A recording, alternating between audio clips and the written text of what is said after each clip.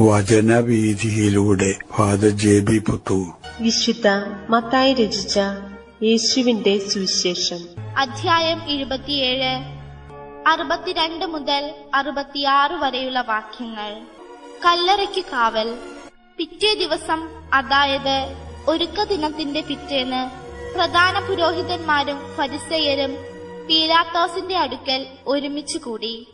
അവർ പറഞ്ഞു, യജമാനനെ, 3 ദിവസം കഴിഞ്ഞ് ഞാൻ ഉയർത്തെഴുന്നേൽക്കുമെന്ന് ആ വഞ്ചകൻ ജീവിച്ചിരുന്നപ്പോൾ പറഞ്ഞത് ഞങ്ങളിപ്പോൾ ഓർമ്മിക്കുന്നു.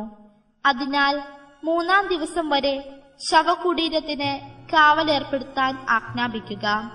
അല്ലെങ്കിൽ അവന്റെ ശിഷ്യന്മാർ വന്ന് അവനെ മോഷ്ടിക്കുകയും അവൻ മരിച്ചവരിൽ നിന്ന് ഉത്ഥാനം ചെയ്തു എന്ന് ജനങ്ങളോട് പറയുകയും ചെയ്തെന്നു വരും. അങ്ങനെ അവസാനത്തെ വഞ്ചന ആദ്യത്തേതിനേക്കാൾ ഗുരുതരമായി തീരുകയും ചെയ്യും. പീലാത്തോസ് അവരോട് പറഞ്ഞു, നിങ്ങൾക്ക് ഒരു കാവൽ സേനയുണ്ടല്ലോ, പോയി നിങ്ങളുടെ കഴിവ് പോലെ കാത്തുകൊള്ളുവിൻ. അവർ പോയി കല്ലിന് മുദ്ര വെച്ച് കാവൽക്കാരെ നിർത്തി കല്ലറ ഭദ്രമാക്കി. കല്ലറയുടെ പട്ടാളത്തിന്റെ കാവൽ. യേശുവിനെ കല്ലറയിൽ സംസ്കരിച്ചിട്ട് ദിവസം 1 പിന്നിട്ട് കഴിഞ്ഞു. അപ്പോഴാണ് പ്രധാനാചാര്യനും പുരോഹിത ശ്രേഷ്ഠന്മാർക്കും ഒരു ആശയം മനസ്സിലുദിക്കുന്നത്. അവരുടെ മനസ്സിലുണ്ടായ ആശയം ദേശാധിപതിയുമായിട്ട് ചർച്ച ചെയ്ത് വേണ്ട തീരുമാനമെടുക്കുന്നതിനു വേണ്ടി അവർ സംഘം ചേർന്ന് ദേശാധിപതിയെ കാണുന്നതിനായിട്ട് ചെല്ലുന്നു. ദേശാധിപതിയോട് അവർ അവരുടേതായിട്ടുള്ള ആശയം വ്യക്തമാക്കുന്നു.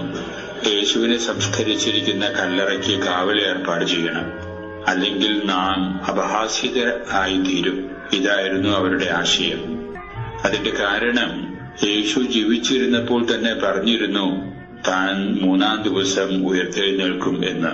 തന്റെ ശിഷ്യന്മാർ ഏതെങ്കിലും വിധത്തിൽ ശരീരം കല്ലറയിൽ നിന്ന് മാറ്റി യേശു പറഞ്ഞതുപോലെ ഉയർത്തെഴുന്നേറ്റു എന്ന വാർത്ത സമൂഹത്തിൽ പ്രചരിപ്പിക്കപ്പെടാൻ ഇടവരും. അങ്ങനെ നമ്മൾ കൂടുതൽ വഞ്ചിതരായി തീരാൻ ഇടവരും. അങ്ങനെ സംഭവിക്കാതിരിക്കാൻ ശക്തമായ പട്ടാള കാവൽ ആ കല്ലറയ്ക്ക് ഏർപ്പാട് ചെയ്യേണ്ടതുണ്ട്.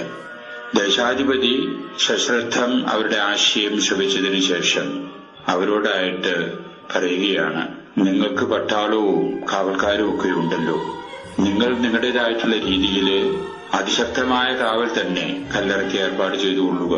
ഞാൻ അതിൽ ഇടപെടേണ്ട കാര്യമില്ല. അങ്ങനെ ചരിത്രത്തിലാദ്യമായിട്ട് ഒരു കല്ലറയ്ക്ക് സൈന്യത്തിന്റെ കാവൽ ഏർപ്പാട് ചെയ്യാനിടവന്ന കല്ലറയായി തീർന്നു യേശുവിനെ സംസ്കരിച്ച കല്ലറ എന്നുള്ളതാണ് വാസ്തവം.